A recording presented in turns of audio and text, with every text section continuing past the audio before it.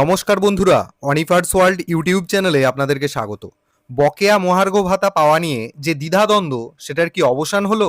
রাজ্যের করা modification application, review petition, এই ডিএ নিয়ে সবই কি তাহলে হালকা হয়ে গেল?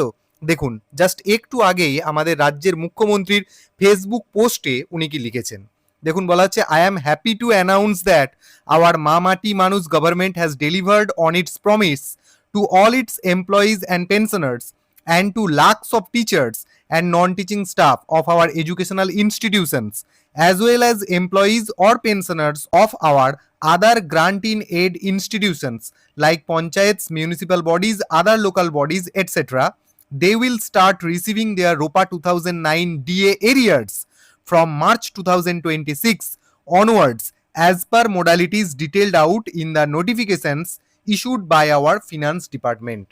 অর্থাৎ 2026 সালের মার্চ মাস থেকে রোপা 2009 অনুযায়ী বকেয়া ডিএ পাওয়া শুরু হবে।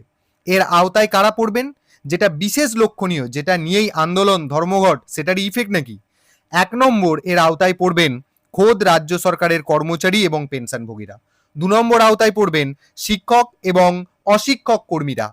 3 নম্বর, পঞ্চায়েত, পুরসভা এবং অন্যান্য স্থানীয় সংস্থা এবং অন্যান্য গ্রান্ট ইন এড প্রতিষ্ঠানের কর্মচারী এবং পেনশনভোগীরা। সবাই, হ্যাঁ সবাই, কেউই বাদ যাবেন না। সবাই 2009 রোপা অনুযায়ী বকেয়া ডিএ এরিয়ার পাবেন। 2026-এর মার্চ থেকেই বকেয়া ডিএ প্রদান করা শুরু হবে। কিভাবে এবং কোন নিয়মে দেওয়া হবে সেটা ফিনান্স ডিপার্টমেন্টের জারি করা বিজ্ঞপ্তিতে বিস্তারিত আপনারা জানতে পারবেন। তবে বেশি উল্লসিত হওয়ার কোনো কারণ নেই, আবার কারণও আছে। কারণ এই ডিএ প্রসঙ্গ মানেই টুইস্টের পর টুইস্ট।